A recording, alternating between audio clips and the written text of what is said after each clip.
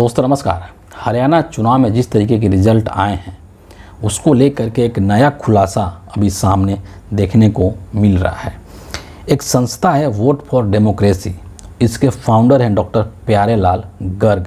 इन्होंने हरियाणा जो चुनाव हुआ है, जो रिजल्ट आया है, उसको लेकर के एक सनसनीखेज खुलासा किया है, जिसको कि आज इस वीडियो में हम लोग डिस्कस करेंगे, चर्चा करेंगे। इन्होंने क्या कहा है इसको ध्यान से आप लोग सुनिए और समझने की कोशिश कीजिए। ये कह रहे हैं कि 2024 लोकसभा चुनाव की तरह ही हरियाणा के चुनाव में भी भारी धांधली की गई है। देख लीजिए क्या की गई है कि 5 तारीख को, जिस दिन 5 अक्टूबर को जब हरियाणा में वोटिंग हो रहा था, तो 5 अक्टूबर को चुनाव आयोग की वेबसाइट पर वोटिंग का डेटा 61.19% था।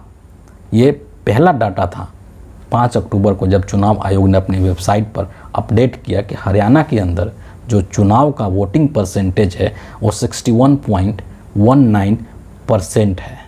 उसका जिक्र यहाँ पर कर रहे हैं। इसके बाद क्या हुआ आपको पता है कि जो हरियाणा के जो मुख्यमंत्री नायब सिंह सैनी थे, उन्होंने एक बाइट दिया था मीडिया के सामने, सीधे तौर पर कहा था कि हरियाणा के अंदर बीजेपी की सरकार बनेगी, पूर्ण बहुमत वाली सरकार बनेगी, हम ही जीतेंगे और तीसरी बार सरकार बनाएंगे। उसका जिक्र यहाँ पर किया गया है और कहा गया है कि और नायब सिंह सैनी के बोलने के बाद कि हमने सब व्यवस्था कर ली है, ये जो वोटिंग परसेंटेज है वो बढ़ करके 67.9 हो गया। सोचिए कि पहली बार में चुनाव आयोग ने कहा कि 61.19% वोटिंग हुआ है, और फिर इसके बाद ये जो डेटा है, ये जो आंकड़ा है, वो चेंज होकर के कितना हो गया 67.9%। कितने की वृद्धि हो गई? 6.7% वोटों की यहाँ पर झटके में वृद्धि हो गई। और इसको अगर वोट की संख्या के मामले में देखें तो ये जो परसेंटेज वृद्धि है वो 13,74,977 वोट बनते हैं। यानी कि एक झटके में 13,74,977 वोट बढ़ गए। तो ये सवाल पूछा जाना बहुत वाजिब है कि इतने वोट आखिर कैसे बढ़े, और चुनाव आयोग इसका कोई जवाब नहीं दे रहा है। ये आंकड़े देख स्पष्ट होता है कि चुनाव आयोग इस देश के साथ, देश के लोकतंत्र के साथ गद्दारी कर रहा है। क्या CGI DY चंद्रचूड़ जी इसका स्वतः संज्ञान लेंगे? 2024 का जो लोकसभा चुनाव हुआ था, तो उस वक्त भी ये रिपोर्ट निकल करके सामने आया था कि मशीन में पड़े पड़े जो वोट हैं वो बढ़ गए थे। वोट कैसे बढ़े, क्यों बढ़े, इसका जवाब आज तक से चुनाव आयोग ने नहीं दिया था। एक चीज़ का और मैं यहाँ पर जिक्र करना चाहूँगा। जो प्रोफेसर थे सब्यसाची दास, उन्होंने एक पेपर, एक रिसर्च उन्होंने पब्लिश किया था, जिसमें उन्होंने बताया था कि 2019 के लोकसभा चुनाव में किस तरीके से मैनिपुलेशन किया गया था EVM का। और उसके बाद क्या हुआ था आपको पता है कि उस प्रोफेसर की नौकरी चली गई थी 2019 के लोकसभा चुनाव में। और उसके बाद 2024 के लोकसभा चुनाव में भी कितने रिपोर्ट्स आए, ADR का भी रिपोर्ट्स आया था कि 79 समथिंग सीटों पर धांधली की गई है, और इसके बावजूद नरेंद्र मोदी 240 पर अटक गए थे। धांधली करने के बावजूद 240 पर अटक गए। सोचिए कि अगर सब कुछ फेयर तरीके से होता, सब कुछ एकदम पूरी तरीके से पारदर्शी तरीके से होता, चुनाव आयोग सही तरीके से काम करता, तो ये नरेंद्र मोदी कहाँ पर आकर के गिरते। धांधली करने के बावजूद 240 पर अटक गए। और वही चीज़ें अब हरियाणा विधानसभा चुनाव में भी देखने को मिल रही है कि वहाँ पर भी किस तरीके से चुनाव आयोग धांधली करवा रहा है, और धांधली करा करके नरेंद्र मोदी को सरकार बनाने में मदद कर रहा है। यानी कि जिस संस्था के ऊपर इस देश की जो चुनावी प्रक्रिया है उसको निष्पक्ष तरीके से संपन्न करने का दायित्व है, जिम्मेदारी है, वही संस्था इस देश के चुनावी प्रक्रिया को कलंकित कर रहा है। एक व्यक्ति के लिए संपूर्ण चुनावी प्रक्रिया पर लोगों का जो भरोसा है, लोगों का जो विश्वास है, उसको ख़त्म करने का काम एक तरीके से चुनाव आयोग कर रहा है। और हरियाणा में जो रिजल्ट्स आए हैं ये बेहद आश्चर्यचकित करने वाले रिजल्ट आए हैं, अप्रत्याशित रिजल्ट आए हैं, ऐसे रिजल्ट आए हैं जिसको लेकर किसी को विश्वास नहीं हो रहा है, किसी को भरोसा नहीं हो रहा है। किसी ने कल्पना तक नहीं किया था कि हरियाणा में बीजेपी की सरकार बनेगी।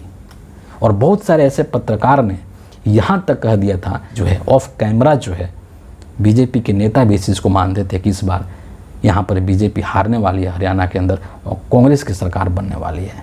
फिर अचानक से जादू होता है, चमत्कार होता है और वहाँ पर बीजेपी की सरकार बन जाती है। और नायब सिंह सैनी ने खुले तौर पर कहा था कि हमने सब व्यवस्था कर लिया है और तीसरी बार भी हम ही सरकार बनाने जा रहे हैं। और फिर मशीनों में जिस तरीके से जो 99% चार्ज्ड मशीनें थी वो किस तरीके से बीजेपी के लिए वोट उगल रही थी, इसको भी लोगों ने देखा। कांग्रेस पार्टी ने शिकायत भी की है इस चीज़ को लेकर के चुनाव आयोग में, लेकिन चुनाव आयोग से, वर्तमान चुनाव आयोग से किसी भी तरीके का उम्मीद रखना अपने आप में बेईमानी है। ये हो ही नहीं सकता है कि चुनाव आयोग निष्पक्ष होकर के काम करे। चुनाव आयोग और जो चुनाव आयुक्त हैं हिंदुस्तान के, वो नरेंद्र मोदी के दास बन चुके हैं, नरेंद्र मोदी के चरणों में लौट रहे हैं। जैसा आदेश नरेंद्र मोदी देते हैं वही काम हिंदुस्तान के चुनाव आयुक्त कर रहे हैं। और अगर सच में कहा जाए तो ये जो चुनाव आयुक्त हैं, ये जो चुनाव आयोग है, वो इस देश के लोकतंत्र के साथ बहुत बड़ा धोखा कर रहे हैं, इस देश के लोकतंत्र के साथ गद्दारी कर रहे हैं, जिसके लिए उनको माफ़ नहीं किया जा सकता है। क्योंकि इस तरीके के काम करके आप कहीं ना कहीं जो जनमत है उसका अपमान कर रहे हैं। और हरियाणा में ये तो खुले तौर पर था कि जिस तरीके से वहाँ के चाहे किसान हो, चाहे वहाँ के पहलवान हो, चाहे युवा वर्ग हो, सब में एक असंतोष था, सब में एक नाराज़गी थी और सब बीजेपी को हटाने के लिए तत्पर थे। यहाँ तक कहा जा रहा था कि हरियाणा के अंदर जो चुनाव है वो जनता लड़ रही है, यानी कि ये चुनाव जनता वर्सेस बीजेपी है। इसके बावजूद भी कैसे बीजेपी की सरकार बन गई, कैसे नरेंद्र मोदी वहाँ के चुनाव जीत गए, ये सोचने वाली बात है। और इस पर इस देश के हर नागरिक को सोचना चाहिए। बीजेपी जीत गई, मोदी की सरकार बन गई, जो गोदी मीडिया के लोग हैं वो वाहवाही कर रहे हैं, जो नरेंद्र मोदी के अंधभक्त हैं वो वाहवाही कर रहे हैं, वो गंदे गंदे कमेंट्स कर रहे हैं, भद्दे मजाक कर रहे हैं राहुल गांधी को लेकर के, कांग्रेस पार्टी को लेकर के।